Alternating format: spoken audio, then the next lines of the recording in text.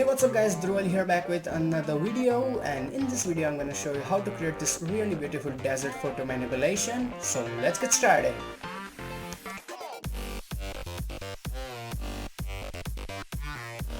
So as you guys can see here, I have my image already open inside Photoshop, and these are the stock images that I'm going to use. And so you can go to file and open as many images as you want. So first of all, let's look at the original file, and as you can see there are many layers, and I'm gonna explain why I used every layer. So first of all, these images that you can see here are from devantart.com, and if you want to use any of this image for practice or anything, the download link is in description. So first of all, let's find the model image, and here is the model. So first of all, we have to cut her from the background, and for that pen tool as always would be much better, but we can use quick selection since it's black in front of white, so it should not be very difficult selection. So I'm just gonna draw a quick selection on her body, and as you can see it covered pretty much all the area. So I'm gonna zoom in and gonna edit even little more. So take your time, and if the areas are smaller, make your selection tool smaller. I'm using my big bracket keys for that, so you can use that too as shortcut. So this way you can make the selection of the whole image, and I'm gonna don't worry about this hair or this parts here, so you don't have to worry about that. I'm gonna show you how to deal with that. So I'm gonna also try to make even more selection here. So as you can see here, this area we do not need any selection here, so you can select a minus button from here, or you can just simply hold your alt key while selecting, so it will remove the selection. So I'm holding my alt key, and slowly you can remove all the selection. So that looks really fine to me right now, and I'm also gonna do as much selection I can do with quick selection, so we don't have to mess around more. So this looks really fine. Now we need to deal with these areas. So for that I think magnetic lasso tool is really great. You can use it, and make sure that you have remove selection, because we need to get rid of selection in this area. So I'm just gonna I have selected this third option here, and then I'm just gonna draw a really nice selection. Take your time, it will take trial and error. It might not work in first time, but just do 2 or 3 tries and it will do it.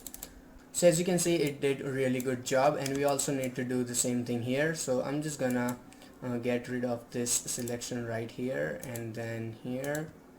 So just double click, and that's gone. So this saves a lot of time, and also some selection from here.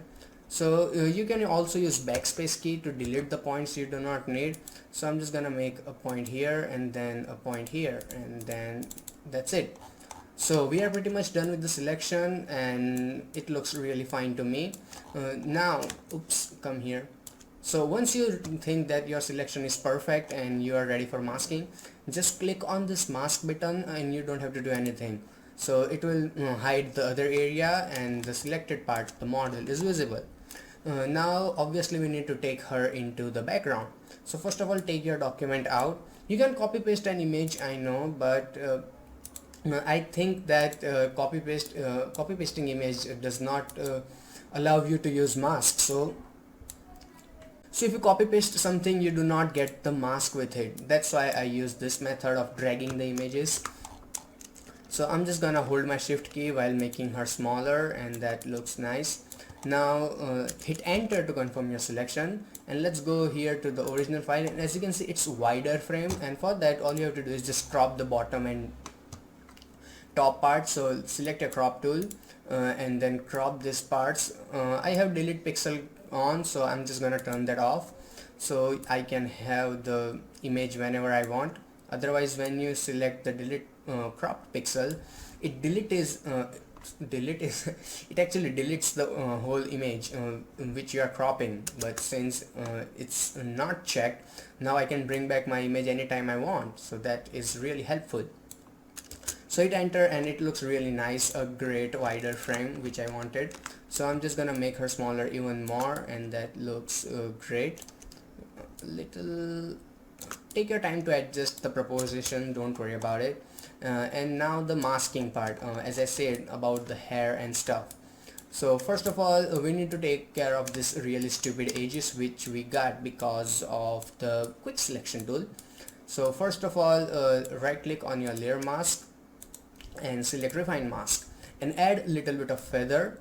This option, by the way, if you are wondering, is only and only available in CS5 and newer version, not in the old version, so keep that in mind. So I'm just gonna add a little bit of feather and then a bit of a contrast to cover that up, and then again a little feather and then again little contrast to cover that up, and hit OK. So if I press Ctrl Z, you can see the edges were first really jagged, but now they're a bit smoother. It might not be visible on your computer screen since I'm recording, but it worked. So select your brush tool, and as masking, the rule of masking, white one opaque, so it's gonna bring back the image that I'm painting right now. So I'm just gonna paint here with white color, and as you can see, it's gonna bring back stuff, and if I paint with black color, it's gonna remove it. So I'm obviously gonna press Ctrl Z since we do not need that. Now the important part, the hair. So right click and select refine mask again, and this tool is selected default, so you don't have to do anything to select that. Now just think where hair might be and start painting. So as you can see, it did really good job of bringing back those hair. So that looks really nice to me, and that's it. So that looks really great, and the same thing works with this transparent dress. All you have to do is just paint with quick selection tool here and you are good to go. See, that's amazing. And now I'm gonna do the same thing for this. So normally it might take really long time to mask this type of stuff, but now you know how to do it quickly. So this can save also a lot of time, and you can also get rid of some unnecessary area that you don't need. So the masking part is almost done. I think we haven't left anything, so that definitely did not work really good. So I'm just gonna press Ctrl Z and hit OK. So as you can see, we very quickly finished the job of masking, which usually takes half hour for me to do with pen tool. So that looks great, and now let's rename it to model and shut it down because we do not need it right now. So first of all, we have to work on the background. So as you can see, I have the sky image here, so I'm just gonna bring it down and throw the sky in here and close this document because I'm pretty sure I'm not gonna need it again. Now first of all, right click and make sure that it is a rasterized layer, because I'm gonna show you to do something to make sure that your sky does not look flat. So press Ctrl T, and now listen, you have to press Ctrl Alt and Shift key and then drag it down to the horizon like this, and then again hold these three keys and do it. And you can also make the image slightly bigger for your taste, so that looks great, and that's a lot, so I'm just gonna bring it back.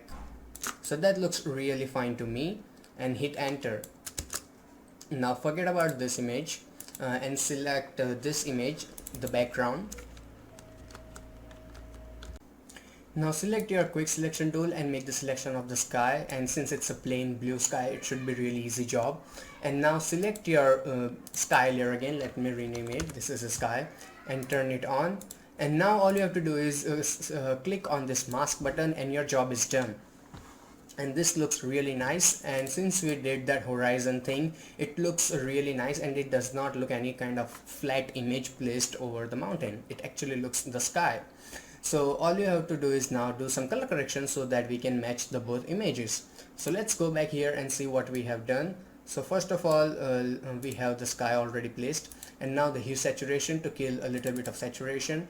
So that's -22, and let's go back to the image and forget about this model layer, as I said, and select your hue saturation. Where are you? Here, and here put -22, so we can get rid of a little bit of colors, so we can apply some new colors.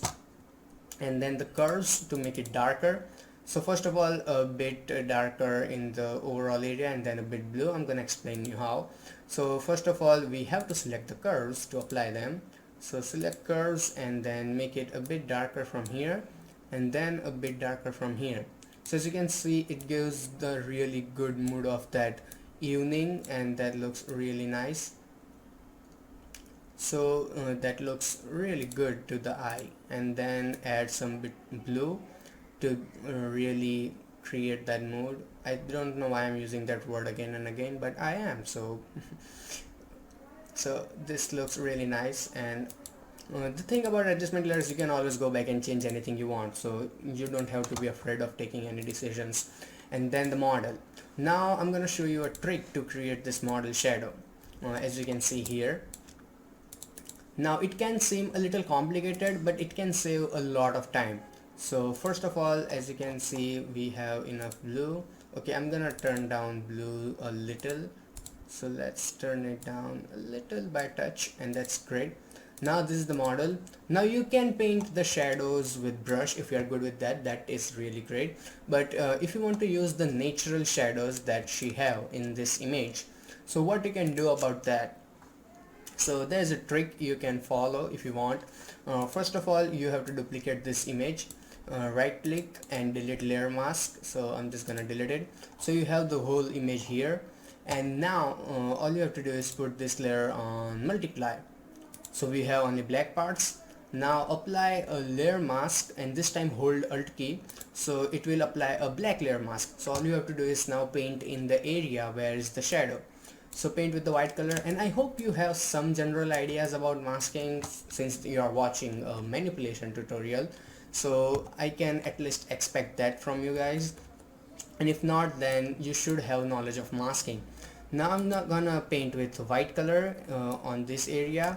And first of all, let's make a selection of this model. So press control, do a control click here on this model here, as you can see, and then press Control Shift I.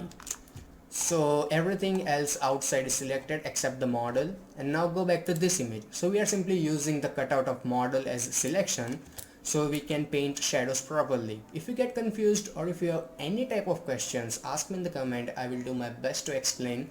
Many people get their doubt solved, so don't worry about it. So now just paint here in the shadow area and keep painting. So as you can see, it brings back it looks really natural. First of all, as you can see, since it's the original shadow which belongs to the model, and this way you can use actually original shadow of any image. And now I'm just gonna paint a little, right click and make sure your hardness is 0%, and then press Ctrl D to remove the selection. And see, right there we have our shadows back from the original image, and they look really nice. And since it's another layer, you can just bring down the opacity if you think that is very strong. So I'm just gonna keep it to maybe 90, 95, so that looks great. Now the basic adjustment is all done, the setup is ready, and now we have to do color correction on overall image so we can match the model with the background. And now let's go back and select, let's see, we have color balance here. So in the color balance, first of all, in the shadows, nothing. In the midtones, -22, -31 and -4. So I'm just gonna show you why. So let's go back and select color balance, and in the midtones make sure you have selected preserve luminosity, and I forgot the damn numbers, so it's -22, -31 and -4. So let's go -22, -31 and 4. So as you can see, I'm going for some bluish and more of a magenta type look, so I'm just adding that tone in midtones, and the shadows does not work really well with magenta on this image, so there are no changes in shadows. Now let's go to highlights, and we have -19 and -26. As you can see, again that bluish and magenta type feeling. So I'm just gonna do it randomly a little, and that looks great. And also a bit of a yellow to give it depth. So as you can see, the numbers here, we have -19 and -26. So let's say -19 here and -26, so a little stronger in the yellow side. These numbers are my personal preference for this particular image. So if you find that the numbers are not working really nice for you on your image, try changing them. Use different method like adjustment layers, different numbers, different combination. It should work. It will take some time, but your image will look good eventually. Just keep trying. And now the curves, to make it a bit darker. So in the RGB we have little dark tones, in the reds nothing, grain, a bit of grain, and in the red, in the blue nothing. So first of all, let's go to RGB, and I keep selecting this damn texture layer, but I'm just gonna show you why it is there. So create a new adjustment layer, select curves. I'm gonna make it a slight darker, so that looks great. And then let's go to greens, and I'm gonna make a dot in center, and then I'm gonna bring back even more magenta. As you guys know, I am going for a magenta look. So this can be really helpful. Before you start the image, just make sure what type of look you want. So I want a magenta look, so I'm going for that, and it can save a lot of time during work. So this looks great, and let's go back and see what we have in color balance again. So in the color balance this time, actually I lost the track what I was doing on the color, which adjustment layer to use. So I kept using same again and again, and surprisingly it came out really great. So let's see, here it is, and let's go back and select color balance. Where is it? Here. Sometimes these things get lost, I don't know why.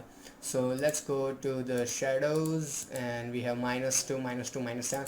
These are actually also really minor changes which I have done only for myself. So if they are not noticeable, and if you think I don't need to do that, then don't do it. Just look at the final outputs. And let's go to midtones, and here we have -6 and -31. So -6 and -31, and now let's go to highlights, and in the highlights we have -19 and +15. So this is, well, let's first put in -19 and -15. So this was some total random adjustment layer that I made. I admit that, because I was just thinking let's see what happens, and it turned out to be a pretty good, so I kept it. So you can also do some experiment, and maybe something will work out for you too. Now the lighting effect, the major change in the whole image to give it overall feeling that you can see here, a feeling that light is coming from here. You can also put a sun, but I haven't, because I have done a lot of tutorial on sun nowadays. You can check them out. Now all you have to do is create a new blank layer from here and press Ctrl Alt Shift E. So it will create a JPG inside Photoshop, as you can see here. And then all you have to do is go to filter, render, and select lighting effects. So it will create a really different type of window, and if you are in CS5 or CS4, there is really small window for that, but here you have really nice view in CS6 and CC. So keep it here, and you can change the intensity from here. So I'm not gonna make it really brighter since we are going for an evening look, and put it here. And as you can see, it is looking okay, not that great. So I'm just gonna make it a bit yellowish until I'm satisfied with it. And it is really difficult to achieve the same look again and again with lighting effects, because I don't remember the numbers that I used in colors. So you can try doing different tones, and I'm sure I'm not gonna get the original one back. So try doing, oops, press Ctrl Z, and let's hit OK for temporary basis. And you can also make it a slight bigger from here. I don't know, yes, this scale one. Select it properly and you might find it. So that looks great. There are many ways to do this thing too. Some people do it with gradients, even I have done it sometimes, so that can be useful, and that looks great. This thing can take a lot of time. It seems that it's easy, all you have to do is just apply a simple lighting effect, but achieving proper colors is kind of a difficult job in lighting tools. So that looks okay to me, not very impressive, but you get the idea how I got this look. So now I'm gonna add a little bit of gloss, if that works. So that is bringing back a bit of detail, so that looks great. Keep playing with this, keep playing with the sliders even little, so that also gives it a bit of depth. And this looks now temporary fine to me, maybe a little less intensity. Okay, that metallic ambience is way too much, so I'm just gonna bring back to maybe 15, and then hit OK. Now definitely, as I said, it's not gonna look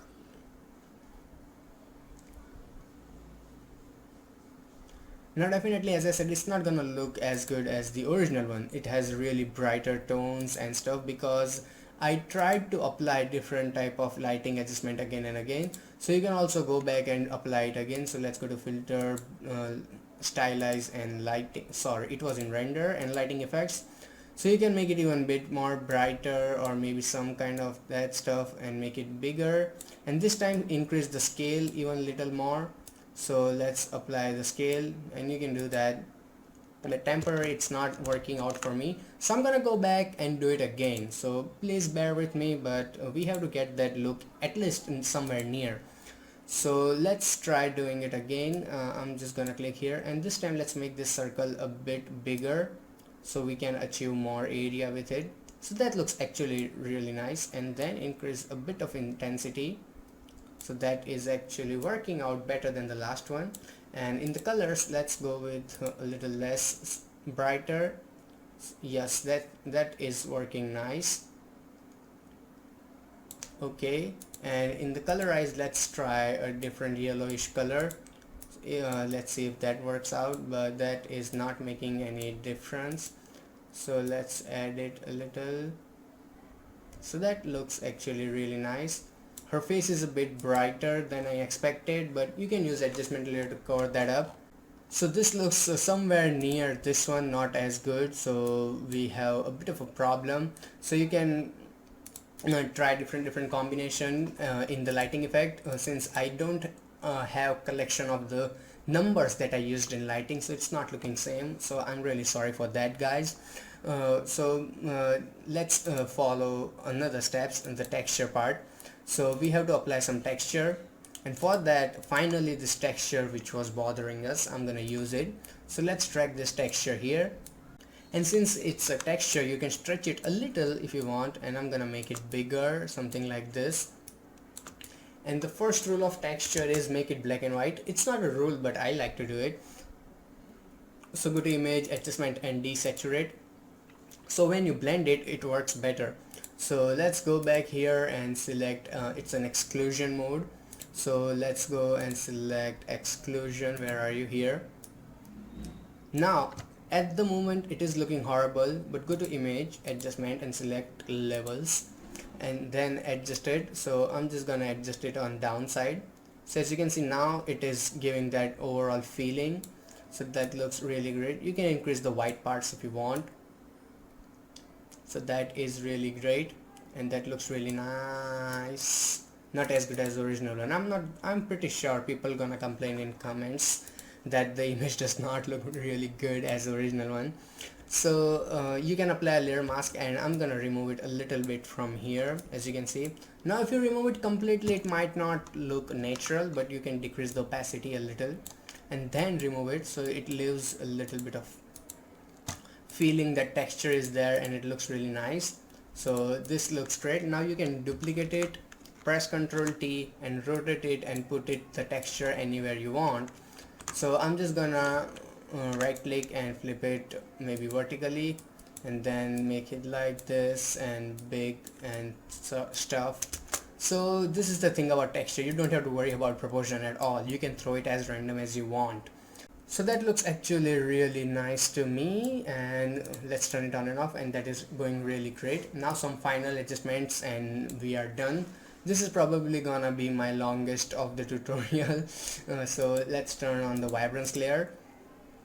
So I have just killed some of the colors, so let's go to vibrance. Where are you? Here. And let's get rid of these colors a little, since they are too much saturated for my taste. And then let's go back here and see what we have in curves. So let's go to blues and a bit of blues. So here, go and select curves. Where are you? Here. And in the blues, add a bit of blue. I mean blue, not yellow. So let's add a little bit of blue, and that is actually working. So that is nice, and we are somewhere near to the original one, not as good. So that now the final step, creating the fog. Now this is one really simple method to create fog that I was just playing and I find out. I think other people do it too. So all you have to do is just select the white color, make sure opacity is 100%, make your brush ridiculously large, something like this, and start making dots everywhere on a new blank layer. So create a new blank layer first and start doing some dots like this. And if you think they are really large, which they are, make the brush a bit smaller and then make the dots, something like this. And then go to filter, blur and Gaussian blur and apply a lot of Gaussian blur until they mixes up. So that's way too much. Even little more, and that is great. Now press Ctrl T and make it a bit smaller like that, and then hit enter. Now reduce the opacity obviously to make it look natural, and then you can duplicate this layer and then use it in other parts to make it look even better. So that looks great. So this way you can create fog, and the overall manipulation is done. Not as good as original one. I'm saying this millionth time and I should stop saying that now. So finally, so thank you very much for watching guys, and if you have any type of questions or thoughts about this tutorial, please let me know in the comments. And if you like the tutorial, you can show it to me by giving me a like on this video, and you can also get my future updates by subscribing to my channel. You can also check out these other tutorials by Tutorial Junction. We have many now, so you can check them out. So till then, goodbye, take care and have some fun with Photoshop.